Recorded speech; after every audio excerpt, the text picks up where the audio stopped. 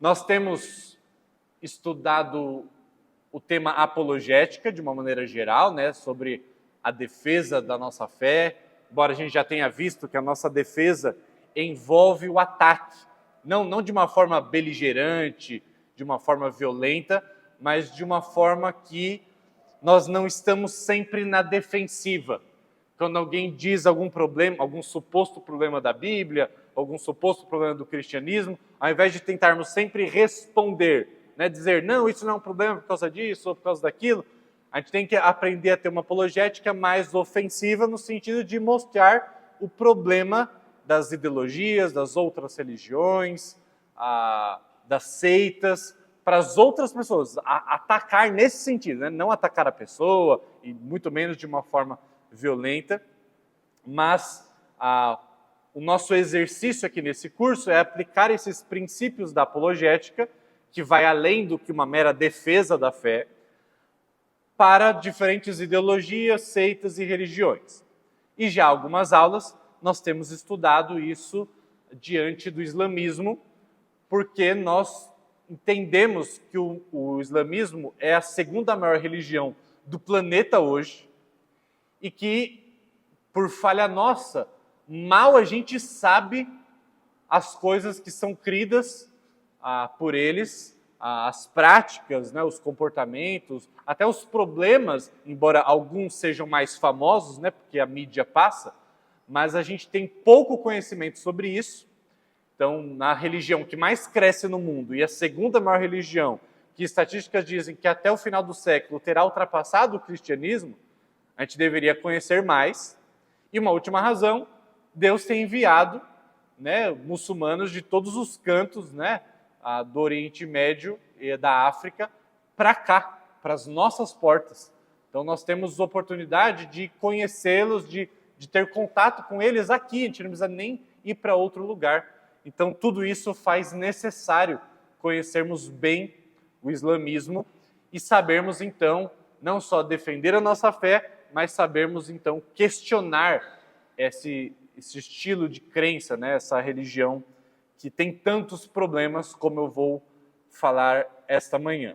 A gente trabalhou algumas aulas até aqui, a gente fez um panorama histórico, né, do islamismo, contando a história de Maomé, como surgiu, a gente falou sobre algumas diferenças principais do cristianismo com o islamismo, a gente já falou também das vertentes que o islamismo tem, né, sobretudo os xiitas e os sunitas, falamos das diferenças principais entre eles, falamos algumas coisas, né, gerais sobre o Alcorão, né, algumas coisas bem superficiais, mas hoje a minha ideia é a seguinte, eu li o Alcorão inteiro, e aí eu fui categorizando os versículos que me chamavam mais atenção em temas, né, e aí eu fiz isso aqui que eu vou disponibilizar para os irmãos, é um site, tá, que eu criei, então os irmãos terão acesso, os irmãos vão poder pesquisar. Então, por exemplo, eu vou dar só uma ideia dos temas.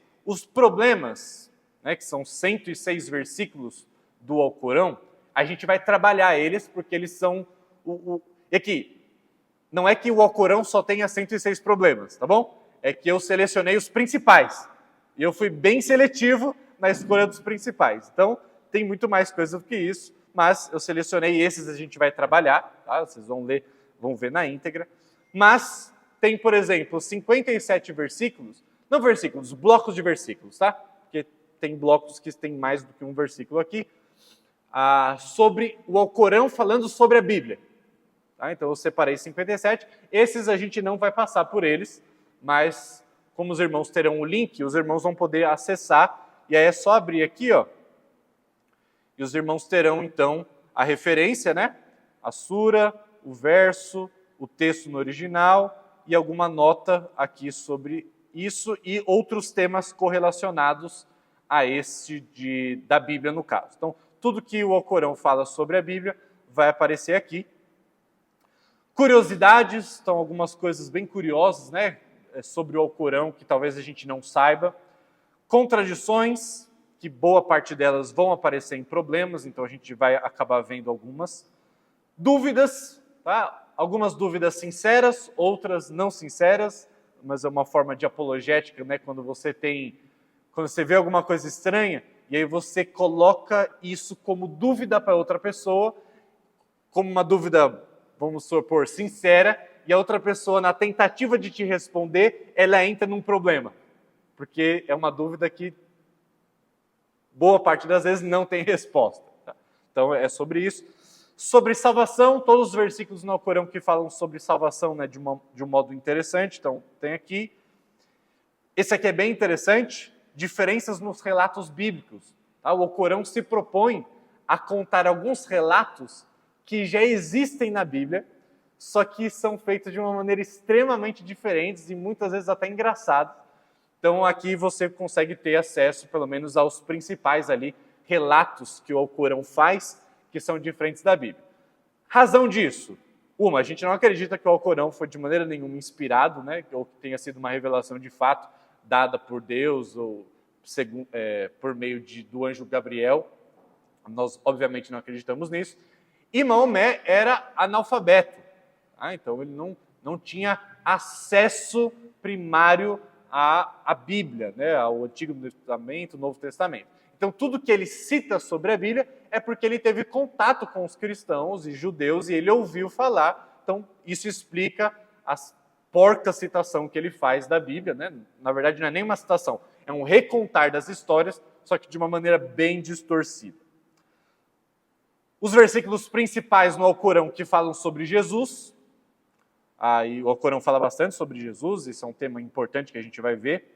Sobre mulheres, e aqui eu quero fazer um pequeno parênteses, para ler um trecho. A gente vai passar por alguns problemas ligados à mulher no mundo islâmico, né, no Alcorão, mas eu quero introduzir o tema, lendo esse livro aqui, dessa doutora em estudos islâmicos. O nome do livro chama Entenda o Islã, e ela, em determinado ponto do livro, ela fala não do que o Alcorão diz sobre as mulheres, isso a gente vai ver, mas ela diz como que o islamismo como um todo, né, e os países muçulmanos tratam as mulheres. Né, e aí ela diz o seguinte: nos países árabes, as mulheres com frequência herdam apenas metade do total herdado pelos homens. E essas coisas que eu vou pontuar aqui, a gente poderia dizer, mas não é certo você julgar uma religião com base nas distorções da religião. Igual, por exemplo, quando a gente se sente incomodado, quando alguém vai falar do cristianismo, mas a leitura que as pessoas estão fazendo do cristianismo é uma leitura distorcida. Porque nós dizemos que se o cristianismo for levado a sério, e se a Bíblia for levada a sério, essas distorções não deveriam acontecer. Então, quando as pessoas falam, mas vocês são cristãos e fazem isso. Não, mas isso está errado.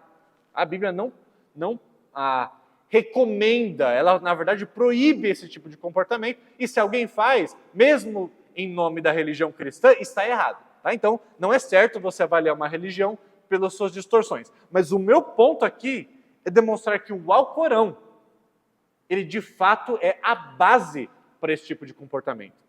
Esse tipo de comportamento, agora especificamente sobre as mulheres, não é um distanciamento do Alcorão enquanto base, mas na verdade é o cumprimento do Alcorão enquanto fundamento dessas práticas. Tá? Então, aqui no caso, e eu vou mostrar versículos que fundamentam isso, mas ela diz então que mulheres herdam apenas metade do total herdado pelos homens, seu testemunho nos tribunais tem valor limitado e às vezes nenhum valor.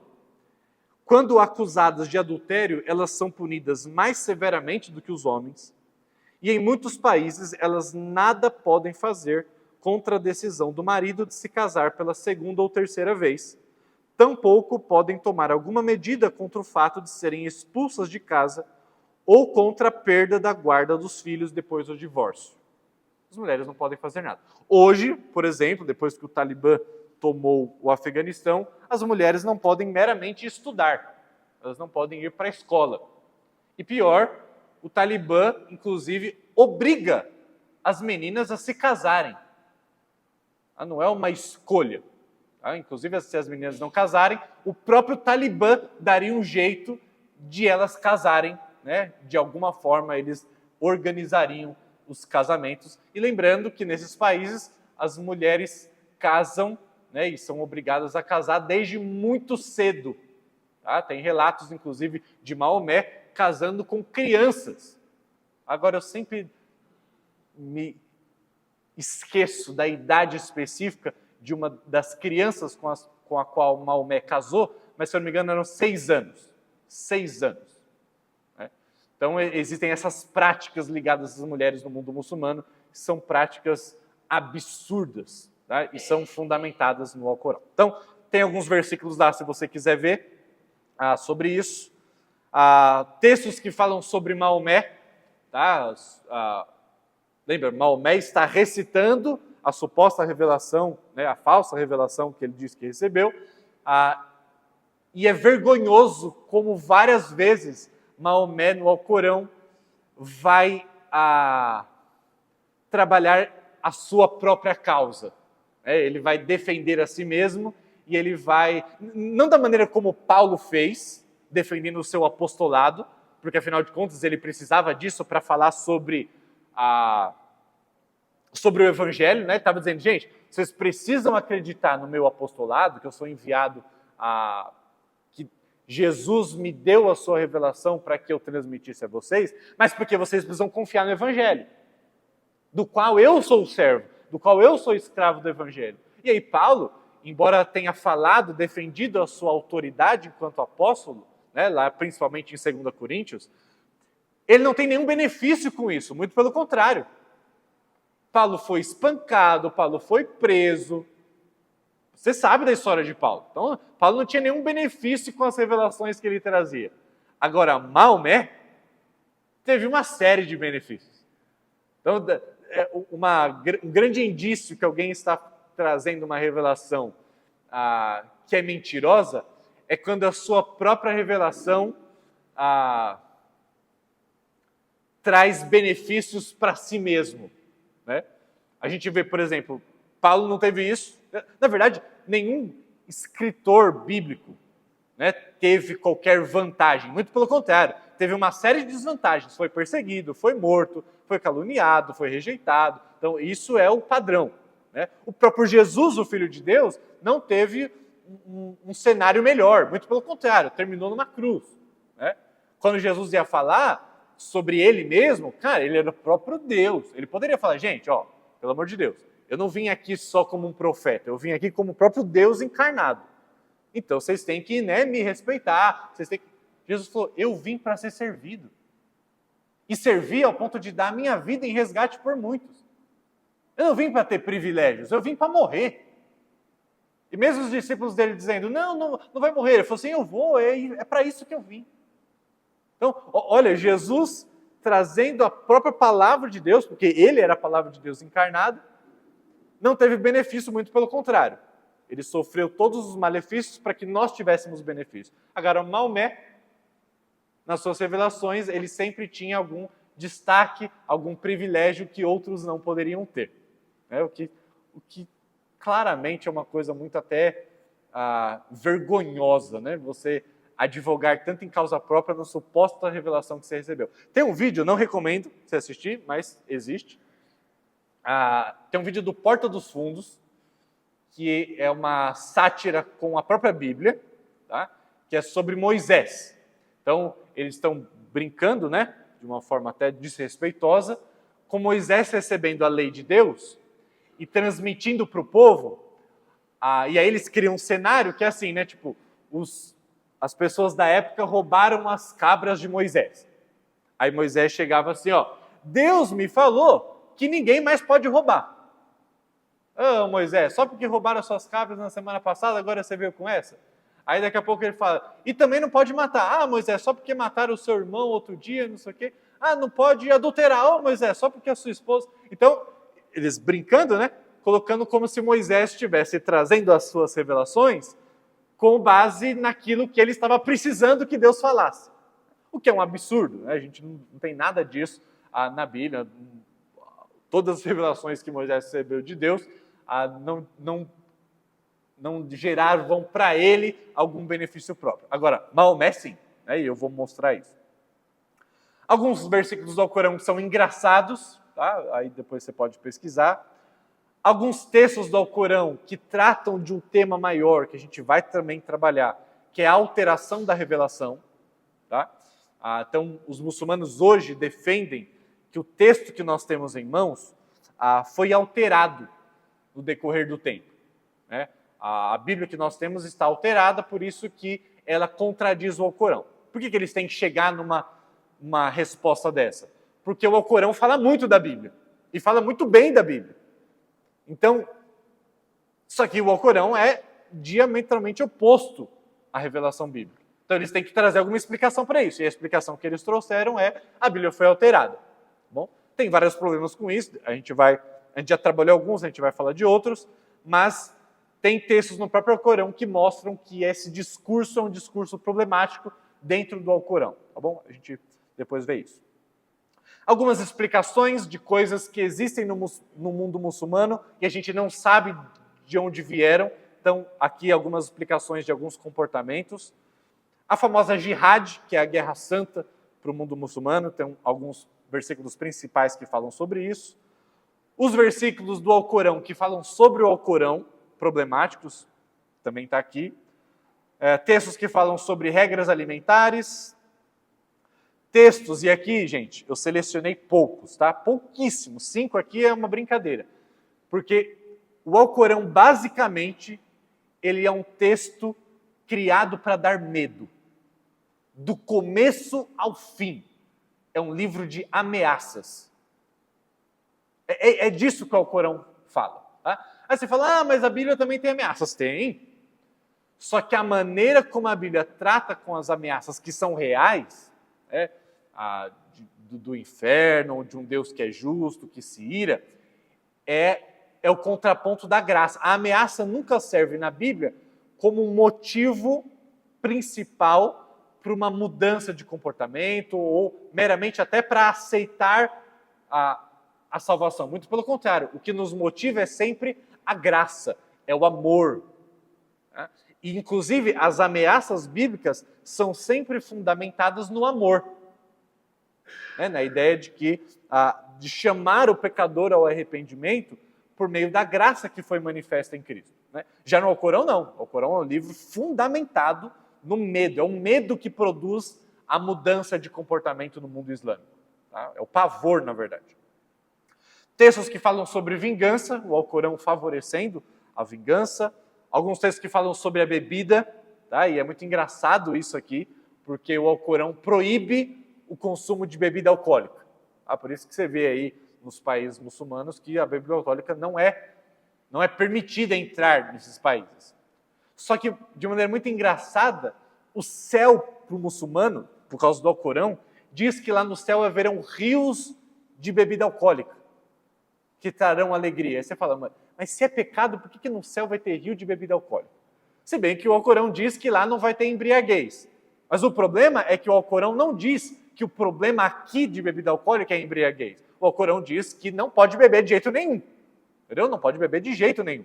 Mas por que se é um pecado em si, por que no céu vai ter rio de bebida alcoólica e as pessoas vão beber e ficar felizes? Não faz muito sentido. Há alguns textos principais que falam sobre reza, alguns que falam sobre a origem da Kaaba, um que fala sobre o Ramadã e outro que fala sobre o homossexualismo da perspectiva islâmica. Tem outros textos que falam sobre essas coisas, mas quando eu estava lendo, eu fui separando os principais, os que eu achei que seriam mais relevantes, e eu coloquei aqui, tá bom? Mas qual que é o meu planejamento? É trabalhar os problemas em si. Dentro dos problemas, esses outros temas vão aparecer aqui dentro. Tá? Então, mulheres, jihad, Maomé, contradições. Então, tudo vai aparecer aqui dentro de problemas, e é onde eu quero trabalhar. Deixa eu fazer um alerta. Tá bom? Esse vídeo está sendo gravado, tá? Vai ficar no YouTube. O que eu estava prevendo hoje, antes de começar essa aula, e eu fiquei meio preocupado? Um certo tipo de preguiça nossa. Mais ou menos assim, bom, já que está tudo colecionado aí, talvez eu nem preste muita atenção ou não dê tanto valor para isso, já que esse material já está aí, na hora que eu precisar eu vou usar. Só que esse é um grande problema, porque na hora que você precisar, às vezes você já até esqueceu aonde que você vai encontrar essa informação, etc. E às vezes a situação na qual você se encontrará, provavelmente, vai exigir que você tenha algum conhecimento já para utilizar naquele momento. E um outro cuidado que eu quero que os irmãos tenham, além de prestar atenção e tentar assimilar essas coisas, de maneira nenhuma, quando você conhecer um muçulmano, pegue esse link desse curso que a gente tem dado e dessas aulas que eu tenho dado sobre o islamismo e passe para o muçulmano. Dizendo assim, eu não vou saber explicar direito, mas tem alguém que já explicou isso, então assiste esse vídeo. Não faça isso. Por várias razões. Uma, a pessoa não vai assistir, provavelmente. Tá bom? A pessoa não vai assistir. Eu lembro quando as minhas filhas eram muçulmanas e a gente passava alguns vídeos interessantes que a gente tinha visto para elas, né? Vídeos feitos para muçulmanos, diferente dessa aula. Essa aula eu não montei, elaborei pensando em muçulmanos, eu pensei em vocês. Tá? Mas vídeos que eram feitos para muçulmanos, a gente passava para elas, achava que tinham assistido e não tinham. Né? Porque não tem interesse em ser confrontado, ainda mais de um jeito impessoal, como um vídeo. Então, minha sugestão forte, quando você conhecer um muçulmano, tiver uma oportunidade para você ter esse tipo de abordagem apologética, assista você, tome notas você, e transforme esse seu estudo em perguntas. É aquilo que um professor meu de apologética falava, que é jogar o caranguejo na piscina do outro. A gente faz isso com perguntas, a gente implanta dúvidas nos outros, que na tentativa de eles responderem aquilo, eles são confrontados com a sua falta de capacidade até de responder coisas que são que não dá para responder, né? Então, se você tiver uma oportunidade assim, estude, relembre, tome notas e você vá usando essas coisas. Eu já cometi esse erro no passado. Uma vez eu ouvi uma palestra, um conjunto de palestras apologéticas voltadas para as testemunhas de Jeová. E aí eu estava fazendo um curso, né? Era no Detran, para direção, e o professor era testemunha de Jeová, e ele demonstrou claramente isso nas aulas, né? E aí eu fui conversar com ele depois, e eu comecei a tentar me aproximar dele, até comecei a usar essas perguntas, né, para gerar dúvidas nele. Ele conhecia bastante sobre o testemunho de Jeová, ele era há muitos anos. Eu comecei a fazer perguntas, e de repente, acho que eu fiquei meio preguiçoso, e eu peguei todos os slides que eu recebi desse curso que eu fiz sobre testemunho de Jeová, e ao invés de eu ir trabalhando com ele, ganhando a confiança dele, né, criando uma amizade, porque o testemunho de Jeová em específico, ele só pode conversar com alguém que é curioso. Eles dizem isso oficialmente. Eles não podem conversar com alguém que está querendo debater sobre a fé. Só um curioso eles são permitidos a conversar. Então, e eu sabia disso. Eu estava tentando demonstrar minha curiosidade ali, mas de repente eu cansei. Eu falei assim, olha, eu tenho muitas outras curiosidades. Mandei um slide de 60 slides para ele. Falei assim, dá uma olhada nisso, e aí você me responde porque eu tenho essas dúvidas. Ele nunca mais me respondeu. Porque não é um jeito inteligente de fazer, entendeu? A pessoa já se sentiu muito confrontada ali, e ela fala assim, ele não está curioso nada, ele quer me pegar. E eu não vou mais conversar com ele. Então não faça isso com o muçulmano também.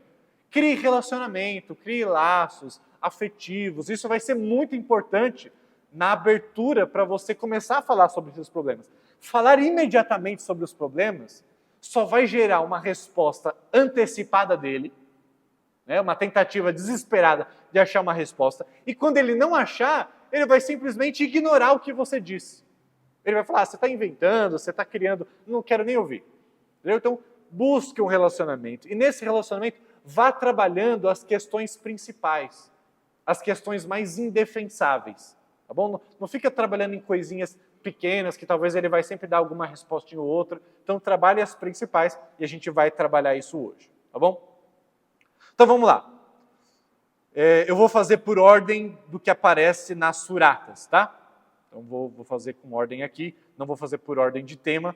Você percebe aqui, né, nessa coluna que tem vários temas dentro de cada versículo que eu vou citar. Então, eu vou fazer por ordem. Então, Surata 2, versículo 228, diz o seguinte sobre as mulheres, e isso é um problema. As mulheres têm direitos correspondentes às suas obrigações, mas os homens as superam de um degrau. Deus é poderoso e sábio. Então, homens superam as mulheres um degrau. É uma citação do próprio Alcorão, demonstrando um machismo evidente. Então, deixa eu te lembrar uma coisa. O Alcorão é um livro escrito para homens. Tá bom? O Alcorão está falando com homens e eles sabem disso. Tá bom? Não é velado.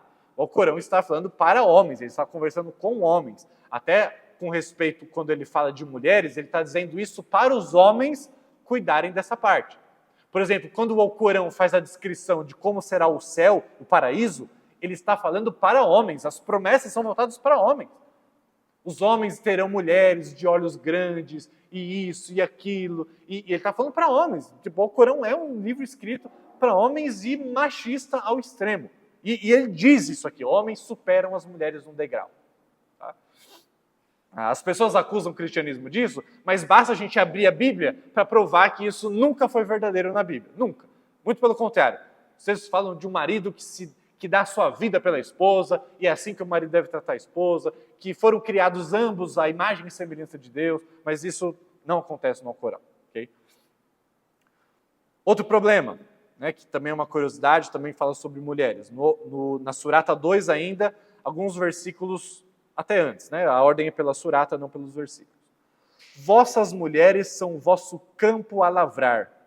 Lavrai vosso campo quando o desejardes.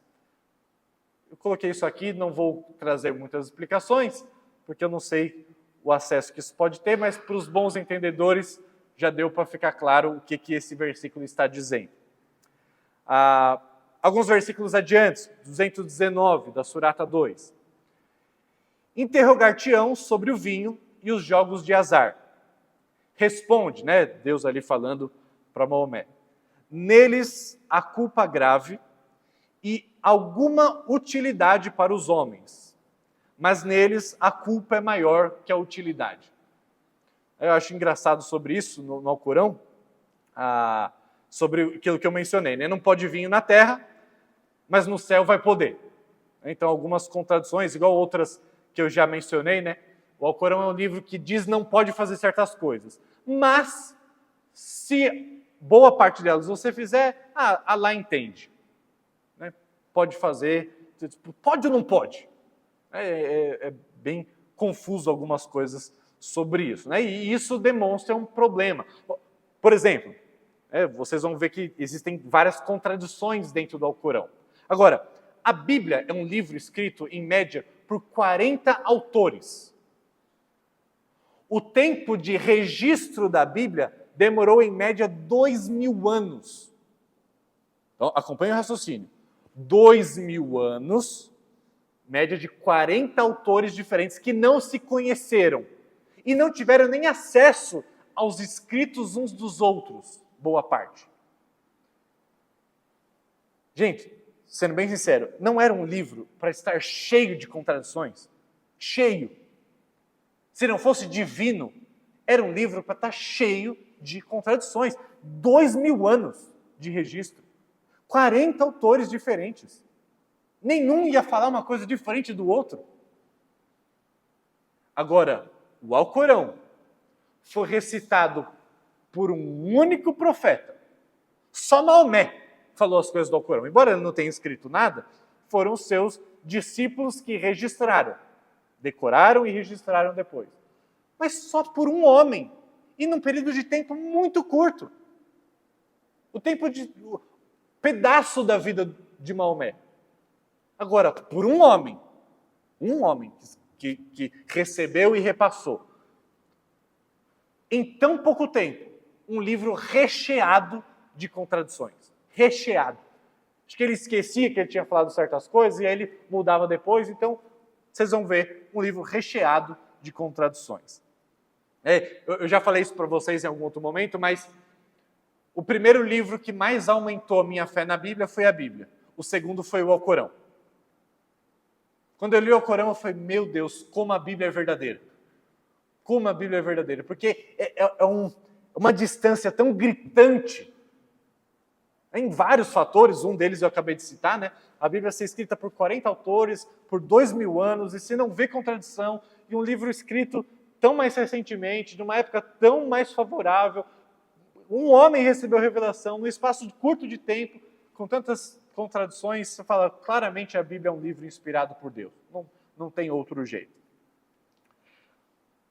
Outro problema, né? Surata 2, esse é um texto um pouco maior. Versículos 190 a 195. Vocês vão reparar aqui que é diferente do versículo bíblico. No versículo bíblico você coloca o versículo 1 e depois o texto. O Alcorão é o contrário. É o texto primeiro e no final o versículo daquele texto. Tá? Então a numeração vem depois do versículo e não antes. E aí diz assim, né? E combatei pela causa de Deus os que vos combatem. Mas não sejais os primeiros a agredir. Deus não ama os agressores. Ele está dizendo, olha, se tiver alguém, né, agredindo vocês, já numa época aí de Maomé um homem mais violento, né, ele foi mudando isso no decorrer das suas revelações, ele está dizendo, olha, só não ataque primeiro. Tá? O que é uma contradição, porque em outros textos ele fala que a atitude do muçulmano perante os incrédulos, os infiéis, deveria ser de ataque mesmo. Mas, vamos lá. E matai os onde quer que os encontreis. E expulsai-os de onde vos expulsaram. O erro é pior do que a matança. Contudo, não os combateis perto da mesquita sagrada, a menos que eles mesmos vos combatam lá. Neste caso, defendei-vos e matai-os. Tal é o castigo dos descrentes. Se desistirem, lembrai-vos de que Deus é clemente e misericordioso. Combatei-os até que não haja mais idolatria e que prevaleça a religião de Deus, que é o islamismo. Se detiverem sua hostilidade, detende-vos, exceto contra os iníquos. Se vos atacarem no mês sagrado, atacai-os no mês sagrado, e que as profanações sejam castigadas pela pena de talião. Aqueles que vos agredirem, agredi-os da mesma forma. Porém, temei a Deus, e lembrai-vos de que Ele está com os piedosos. E gastai pela causa de Deus, e não provoqueis vossa própria destruição, e fazei o bem, Deus ama os benfeitores. E a nota que eu coloquei aqui é sobre a jihad, né, que é a guerra santa, que é esse combate pela causa de Deus, que, segundo esse texto, você só não pode começar a briga, mas o que é bem subjetivo, né? Quem foi que começou a briga e o que realmente é uma briga. E isso abre espaço para toda essa violência que a gente percebe no mundo muçulmano. Ele diz para combater até não haver mais idolatria, até que prevaleça a verdadeira religião, destaque pela violência. Não sei se deu para reparar. Ele está dizendo, lute, combata a idolatria, num contexto em que ele está falando de violência, até que não haja mais a idolatria. Mas em que contexto que ele está dizendo isso? Pela violência. Não é pela pregação. Você não vai encontrar textos bíblicos não, né? Textos no Alcorão, textos sagrados no Alcorão, favorecendo a evangelização. Um cuidado com todos os paus. Gente, tem gente morrendo sem conhecer a palavra de Alá. Vamos falar das boas novas, ou dos terrores, para as pessoas. Não existe isso. Qualquer intencionalidade no Alcorão tem a ver com violência. É o que é um grave problema. Aí você fala, não, mas isso é só contra os inimigos, é só contra... Jesus falou que a gente deveria amar os inimigos, abençoar os inimigos. Percebe como é um nível totalmente diferente. A mensagem de Jesus é totalmente diferente de uma como essa que a gente vê aqui. Ainda que seja só por mera defesa, o que não me parece, porque ele está dizendo para combater até não haver mais idolatria. Ou seja, a missão islâmica tem a ver com a violência na sua base. Bem diferente do que Jesus ensinou. A jihad também é interpretada por se gastar com a causa de Alá, e aí alguns têm dito que a jihad não é mera violência, mas é tudo aquilo que você faz com o seu dinheiro, com o seu tempo, com a sua vida, que beneficia a causa de Alá. Então, jihad não é e não pode ser confundida com mera violência, embora haja violência na jihad, mas jihad é um termo maior que abrange você se gastar pela causa de Alá. Tá bom? Continuando, ainda na Surata 2, no versículo 139 diz: Dize, né, para Maomé, disputareis conosco sobre Deus, que é nosso Senhor e vosso Senhor? A nós, nossas obras, a vós, vossas obras. Nós pertencemos somente a Ele. Esse é um versículo muito importante, porque você vai entender por quê. Quando eu conheci o pai biológico das minhas filhas, quando ele veio aqui para a igreja, Mohamed, e eu, né, a gente estava recebendo eles aqui na igreja, eu tive uma conversa com ele importante, que foi de dizer assim, olha, a gente está recebendo vocês, a gente foi ordenado, né, eu sabia que eles acreditavam em Jesus como um profeta, né, o profeta Jesus, né, disse para a gente, que não, eu sabia que ele não era só profeta, né, mas eu estava tentando fazer essa ponte com ele, diz que a gente deveria amar as pessoas, mesmo as que a gente discorda. Eu queria te dar tranquilidade, que a gente está recebendo vocês na igreja, mas a gente não vai exigir que vocês ajam como cristãos, né? Ou que vocês abandonem a fé de vocês, porque o cristianismo não... A conversão para nós é uma coisa que acontece no coração e não pode ser obrigada, né? Então eu disse isso para ele, eu falei, fique em paz. Ele falou assim, não, sem problema. O meu Deus e o seu Deus é o mesmo Deus. E na época, quando ele me disse isso, eu falei assim, ele só está tentando ser gentil. Quando eu fui ler o Alcorão, eu vi que essa frase estava respaldada no Alcorão. Dentro do contexto aqui, né, que eu não coloquei, porque senão ficaria muito grande, a Maomé está lidando com a questão dos cristãos e judeus. E ele recebe a revelação que é essa. Vocês estão disputando conosco sobre Deus, mas o nosso Deus é o mesmo. O nosso Deus é o mesmo. Vocês podem ter distorções na maneira como vocês enxergam Deus, mas o nosso Deus é o mesmo. Até porque Maomé não tinha essa compreensão total das diferenças da Bíblia para aquilo que ele estava recebendo de revelação, né? Então, isso é importante porque a gente vai usar isso como um argumento muito forte para a gente quando a gente for combater o islamismo, que é o seu livro diz que o nosso Deus é o mesmo Deus. O seu livro diz isso. Só que quando você vai ler a descrição da Bíblia de quem Deus é, e quando você vai ler a descrição do Alcorão de quem Deus é muito diferente. Então isso é um problema.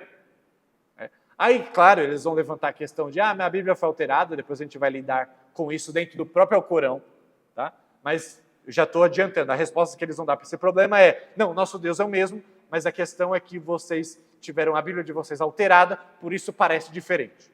Tá bom? Então é isso que eles vão dizer. Continuando, né, alguns versículos ainda na Surata 2, que é uma surata a maior que tem, né, no Alcorão. Dizem, sede judeus ou cristãos e estarei no caminho certo. As pessoas dizem. Responde então, Maomé, não. Segui antes a religião de Abraão, um homem de fé pura, que não era um idólatra. Dizei, cremos em Deus e no que nos foi revelado, e no que foi revelado a Abraão e Ismael, e a Isaque, a Jacó e as tribos, e no que foi outorgado a Moisés e a Jesus e aos profetas pelo seu Senhor. Não fazemos distinção entre eles, a ele nos submetemos. Ou seja, o Alcorão está dizendo claramente que Jesus, Isaque, Jacó, Moisés, e colocam aí até Ismael, falaram da parte do Senhor. São profetas que falaram da parte do Senhor. E devemos nos submeter e não fazer distinção entre os profetas. Isso aqui vai ser importante. O próprio Alcorão está dizendo que não deve ser feita distinção entre os profetas. O que na prática acontece. E que na prática o próprio Alcorão faz. O próprio Alcorão diz que Maomé é o supremo profeta, o último profeta, aquele que traria a verdadeira e maior revelação, que corrigiria os problemas. Você fala assim, mas espera, é ou não é para fazer distinção entre os profetas? Aí Maomé faz uma clara distinção dele mesmo nas suas revelações. Mas o ponto aqui, acho que é o primeiro texto que mostra isso, falando sobre Jesus e sobre outros aqui, né, que não deveria fazer distinção entre eles. Próximo. Os versículos que abrogamos ou desprezamos neste livro, nós os substituímos por outros iguais ou melhores. Não sabeis que Deus tem poder sobre tudo? E aqui a pergunta que eu coloco para esse texto é, de que livro ele está falando aqui? Dependendo de qual for o livro, isso é um problema, porque como Alá poderia desprezar as palavras que ele mesmo revelou? E como poderia substituir palavras por palavras melhores, já que ele já disse em outro texto que nós veremos, que as palavras de Alá não podem ser alteradas. Entendeu o problema? Vou ler o versículo de novo. Está dizendo que os versículos que desprezamos neste livro, e a minha pergunta é, por que eu faço essa pergunta? Porque o Alcorão, às vezes ele está falando de livro, ele está falando do próprio Alcorão. Embora quando ele tenha sido recitado, não era nem um livro ainda.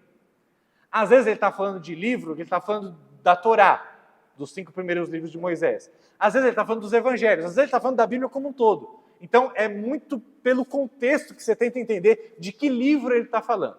Tá? Me parece que ele está falando aqui, não do Alcorão, mas ele está falando da Bíblia.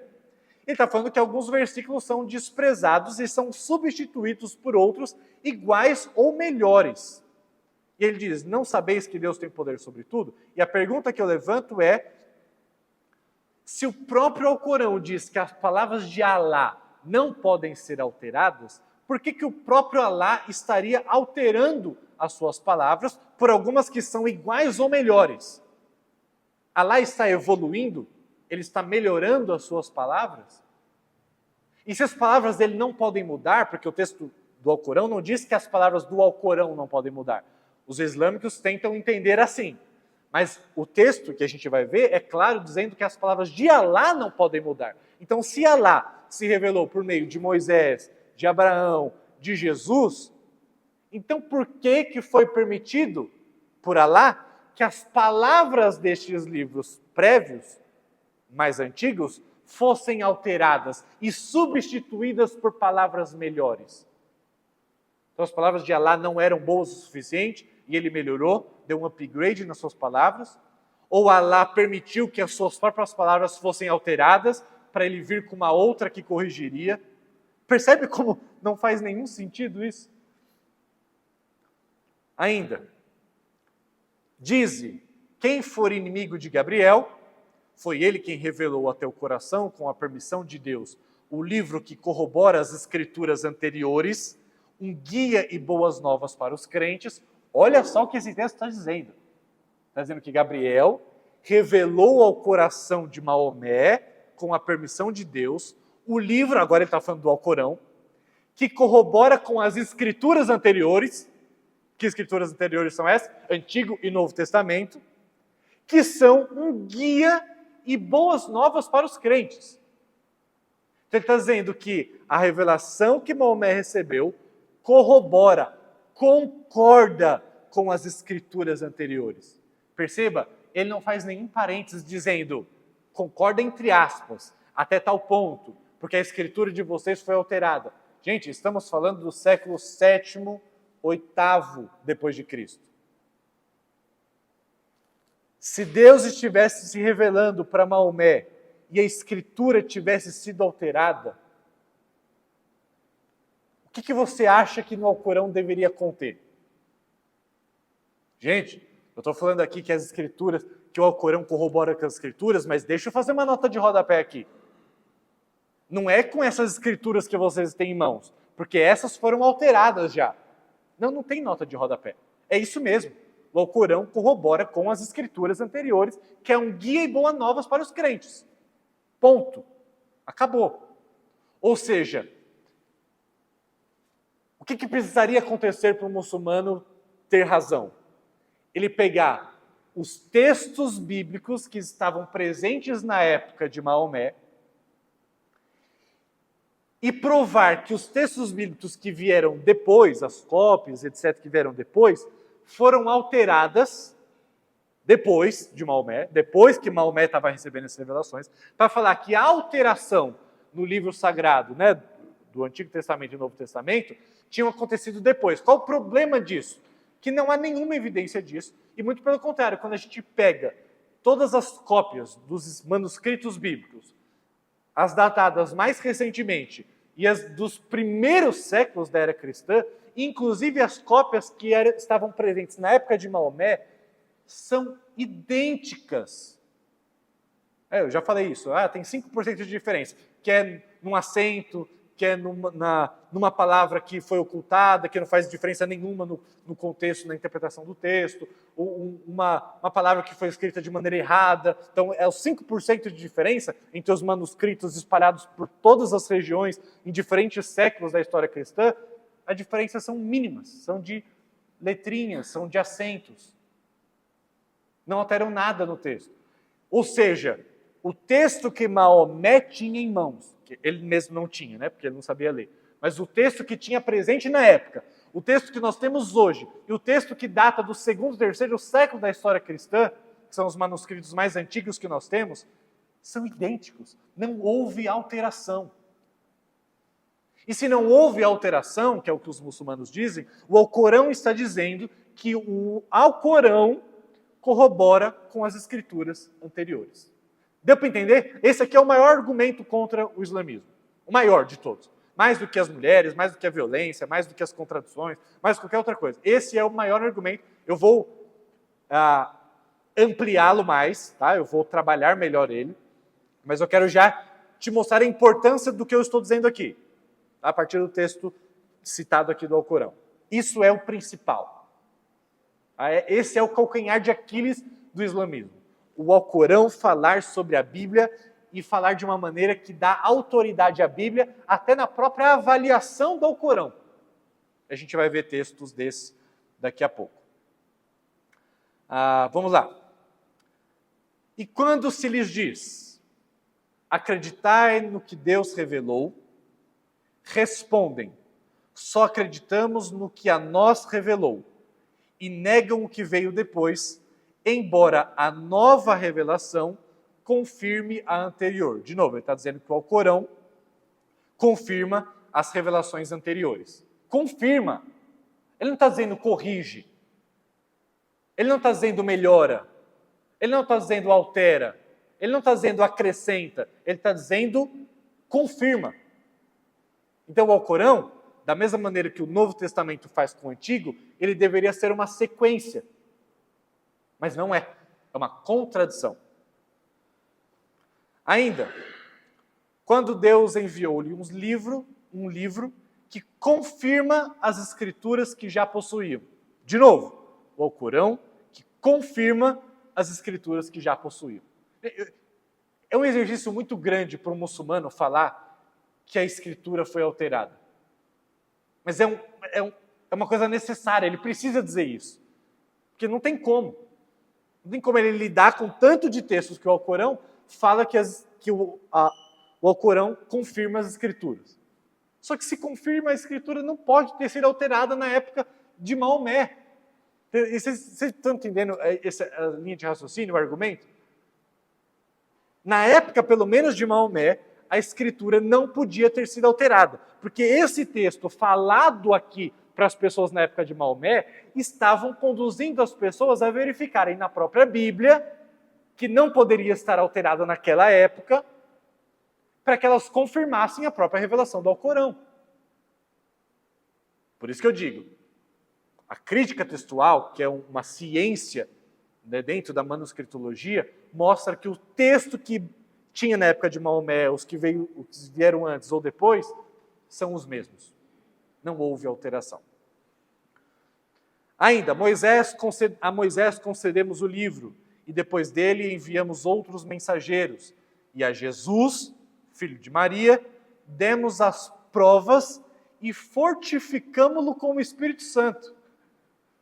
Aqui, se você não ler muito direitinho, você pode achar até que o Alcorão está falando da Trindade, né? Só que não. Obviamente não. Jesus era só um profeta para o mundo muçulmano. Jesus nem morreu para os muçulmanos. Um dia ele vai voltar, mas ele nem morreu. Que na verdade o que aconteceu é que Judas morreu no lugar de Jesus. As pessoas se enganaram, crucificaram Judas e Jesus foi levado aos céus. Então os cristãos que são bobos e acharam que Jesus que morreu na cruz, mas Jesus nunca morreu. Então ele não ressuscitou, não porque ele não tinha poder para ressuscitar. Ele não ressuscitou porque na verdade ele nunca morreu. Tá? Essa é a resposta dos muçulmanos. Acreditam que Jesus era o filho de Maria, concebido por um milagre. Eles acreditam nisso, que Maria era virgem quando concebeu Jesus. E que o Espírito Santo aqui não é o próprio Deus, tá bom? Então, não tente encontrar aqui uma coisa parecida com o que nós temos na Bíblia, porque a interpretação é absolutamente diferente. Outro texto. Acreditareis acaso numa parte do livro e renegareis a outra? Isso aqui é importante. Parece, pelo contexto, que Maomé está falando sobre Israel e o livro que foi dado para Israel, então o Antigo Testamento. Então, ele está dizendo assim, vocês judeus, inclusive o mundo muçulmano, tem algumas coisas parecidas com o mundo judaico, né? Algumas leis do Antigo Testamento são replicadas no Alcorão. E aí ele está falando com os judeus, ele está dizendo assim, por que vocês creem numa parte do livro de vocês e renegam e rejeitam outra? Percebe o que Maomé está dizendo? Ele está dizendo, olha, vocês estão seguindo o Antigo Testamento, mas só em parte, porque vocês não estão dando atenção para essa outra parte do Antigo Testamento. O que Maomé está querendo dizer? Que vocês devem seguir todo o Antigo Testamento e não parte. Agora, pergunta, se o Antigo Testamento tinha sido alterado, como que Maomé pode dizer que eles deveriam seguir todo o Antigo Testamento e não apenas parte? Porque se tem partes alteradas no Antigo Testamento, Maomé deveria dizer, apenas siga as partes que não foram alteradas. Mas quais partes foram alteradas e quais não foram? O Alcorão nunca fala sobre isso. O Alcorão nem diz que foram alteradas. Entende? Então, se foi alterado, por que Alá advertiria os judeus a acreditarem em todo o livro e não apenas parte dele? Um grande problema. Aquilo que é, só um exemplo aí de medo, né? Quando na Surata 2, versículo 40, diz assim, e tende pavor de mim. Aí essa é a tônica, eu deixei só um exemplo aqui, mas essa é a tônica de todo o livro de Alcorão, Deus dizendo que as pessoas deveriam ter pavor dele. Tá? Que é justamente o contrário do que nós temos para com o nosso Deus. Né? Nós somos alcançados por Deus, não por meio do pavor, mas por meio da graça, por meio do amor. É isso que Paulo diz que nos constrange. Né? Ainda outro texto. E creem no que foi te revelado, no que foi revelado antes de ti, e esperam pela vida eterna. Ou seja, de novo, a Bíblia, que é o livro que foi revelado antes de Maomé, em nenhum momento ele pede cuidado para dizer que algo foi alterado. Então, mais uma vez isso. Vão ter vários textos que apontam para essa realidade. Eu quis colocar boa parte deles para vocês perceberem que não é um versículo isolado. Porque tem um versículo lá no finalzinho do Alcorão que fala, olha, porque a Bíblia também é verdadeira. Não, são vários textos. Por quê? Né? Por que isso? Porque Maomé, inicialmente, ele não queria fundar uma nova religião. Ele queria corrigir a interpretação que ele tinha do que judeus e cristãos tinham se afastado da revelação que eles receberam. Conforme o tempo vai passando e ele vai começando a pegar uma birra dos cristãos e judeus, porque estavam rejeitando a sua mensagem, aí que ele então surge com uma coisa absolutamente diferente, embora sempre dizendo que ele estava se fundamentando no Antigo Testamento e no Novo Testamento. Tá? Próximo versículo. Ou pretendeis entrar no paraíso sem que Deus conheça aqueles dentre vós que lutaram e perseveraram? E a pergunta é se Deus precisa disso. Por que eu estou fazendo essa pergunta? Porque várias vezes no Alcorão fala que Deus é um Deus soberano e que conhece todas as coisas, que sabe todas as coisas. Mas em vários textos, Deus está sendo demonstrado como alguém que está tentando fazer coisas para descobrir se os homens serão fiéis ou não. Então, ele está dizendo aqui nesse versículo, né? Vocês acham que vocês vão entrar no paraíso sem Deus conhecer mesmo vocês?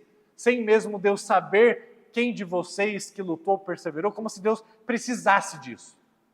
Como se Deus estivesse avaliando ali para saber aqueles que fizeram alguma coisa, mas se o Deus deles é soberano e conhece todas as coisas, não faz sentido isso. Por exemplo, no nosso caso, nós acreditamos num Deus que é soberano e que conhece todas as coisas. Mas esse Deus, a Bíblia diz que ele elegeu e predestinou as pessoas antes da fundação do mundo. Deus sabe quem são os eleitos, porque ele elegeu. E os eleitos estarão no paraíso, não para que Deus saiba. Deus já sabe que Deus escolheu quem são. Inclusive, quando existem provas na Bíblia, quando Deus nos prova, e provou personagens bíblicos, não era para Deus saber de alguma coisa, mas era ou para os leitores terem conhecimento daquela circunstância, ou para o próprio indivíduo ter conhecimento. Por exemplo, quando Deus chega lá para Adão e Eva no jardim e diz onde vocês estão, não é porque Deus não sabia onde eles estavam. Obviamente, Deus sabia. Mas era uma pergunta existencial. Se Atos diz que nós existimos e nos movemos em Deus, e o pecado é uma recusa de existirmos e nos movermos em Deus, quando Deus pergunta para Adão aonde você está, não é uma pergunta geográfica. É uma pergunta existencial. Deus sabia. Tanto é que Deus estava falando com Adão. Se Deus não soubesse onde Adão estava, como que ele estaria falando com ele? Mas o ponto é, Adão, aonde você está agora? Se você existir e se mover em mim, e você decidiu pelo pecado, aonde a sua vida reside? Entendeu? Então a Bíblia não é um livro que Deus precisa testar para descobrir certas coisas. Deus sabe tudo.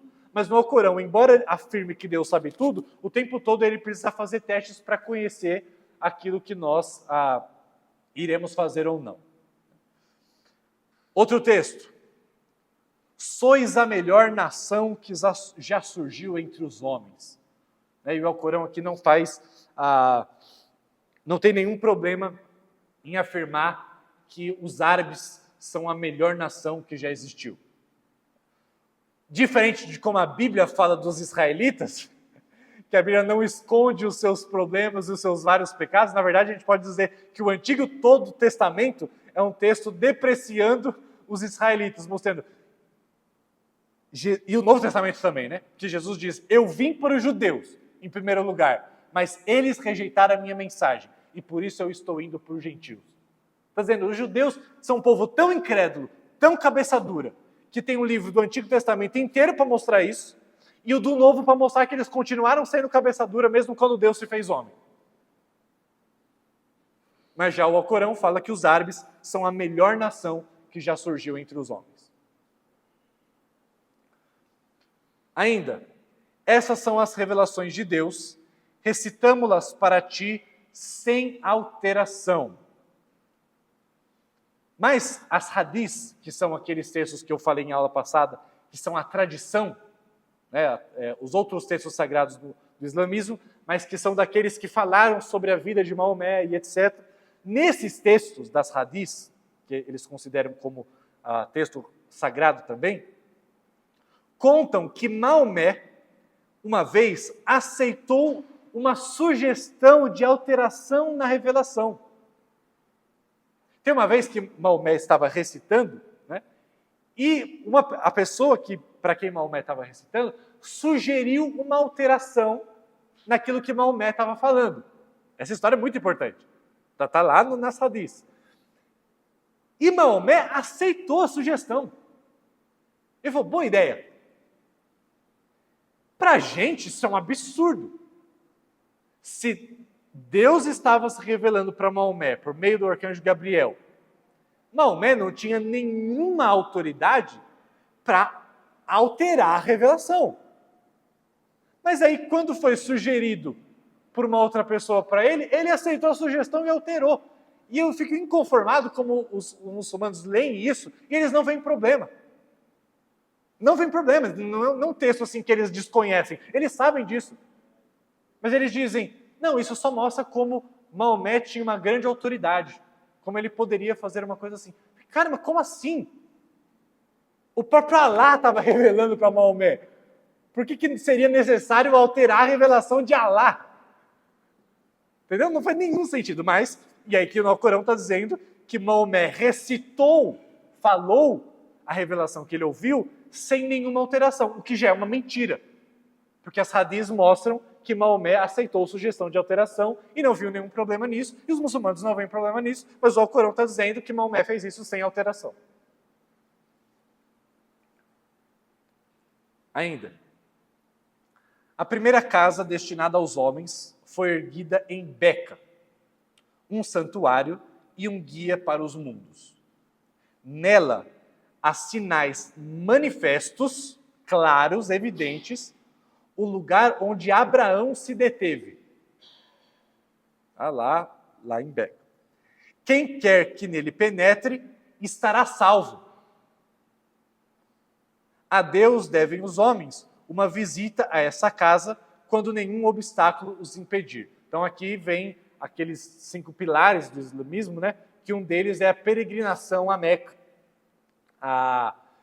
Por conta desse texto, que diz que quem quer que penetre nesse lugar, onde há sinais manifestos que Abraão esteve lá, que então estaria a salvo. O que é um grande problema, porque os muçulmanos não podem afirmar que há garantia de salvação, a não ser quando eles morrem pela causa do Alcorão, quando eles se matam, como homem-bomba, etc. Aí eles vão para o paraíso, certamente. Mas, do contrário, eles não podem afirmar que vão para o paraíso. Tá? Eles vão passar a vida inteira com medo. Essa é a realidade.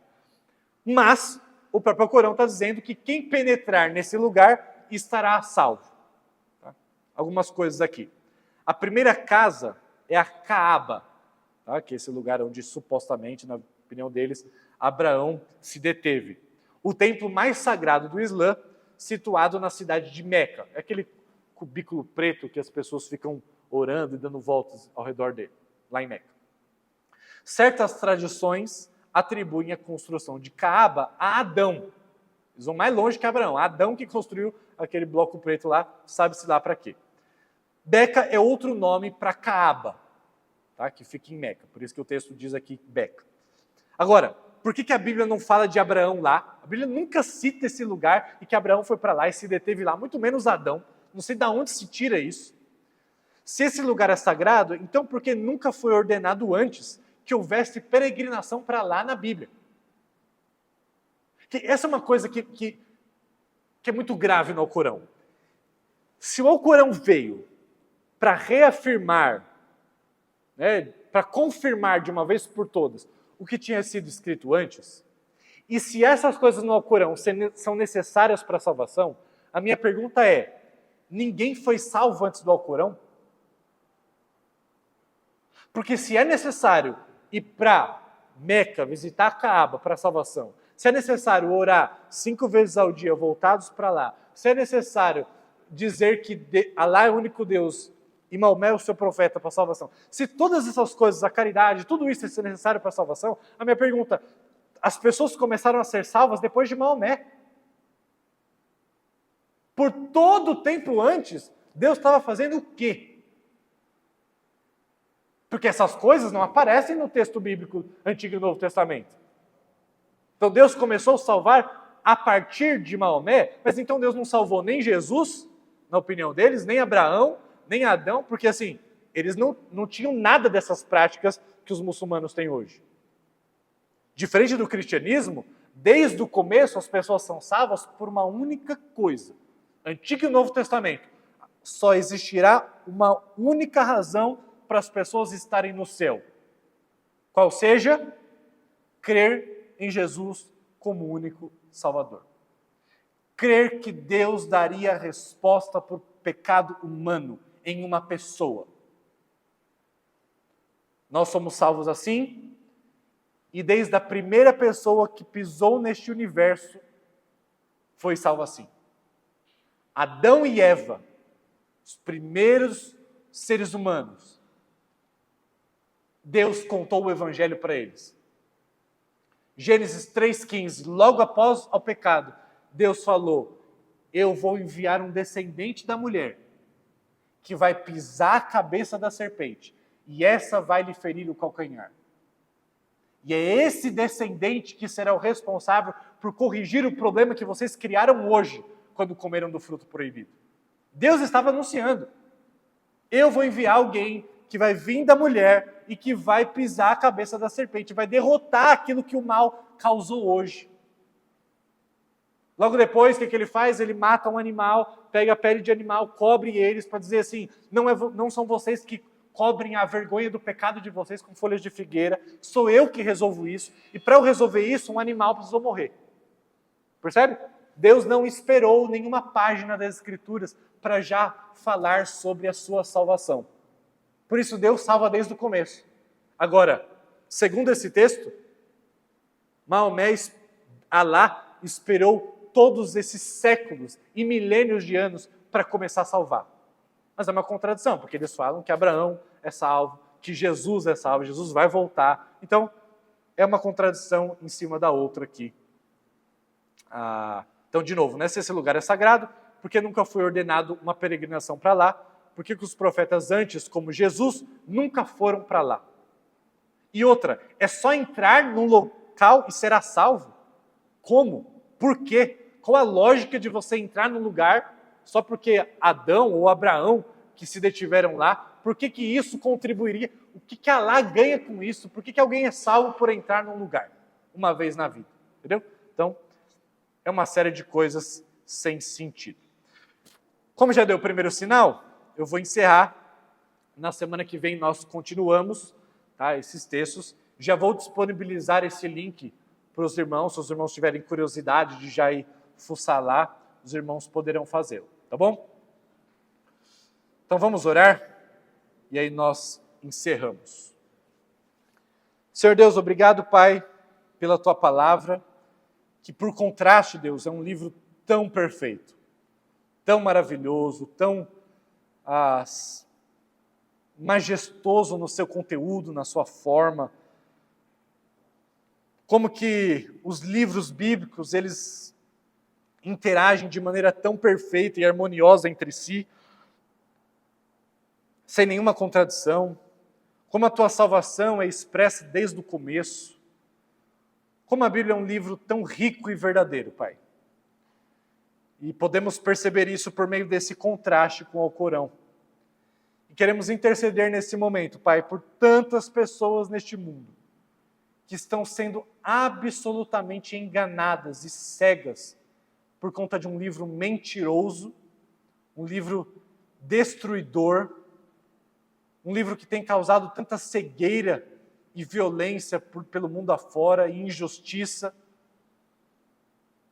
Pedimos, Deus, por esses países que foram e são infectados por meio dessa religião mentirosa.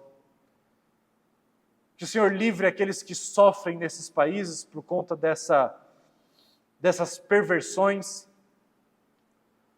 por meio desses autoritarismos tão terríveis para a saúde e bem-estar de qualquer nação, sobretudo para com as mulheres. Pedimos que o Senhor tenha misericórdia, Deus, e que o Senhor coloque nas nossas bocas as palavras corretas e a sabedoria e o amor para que nós testemunhemos da única mensagem que pode salvá-los dos seus pecados, que é a salvação em Jesus. Dá-nos um ministério mais intencional com as pessoas que o Senhor tem trazido para nós, diante das nossas portas, para que o Teu nome seja glorificado no meio do mundo muçulmano também. Assim oramos em nome de Jesus. Amém.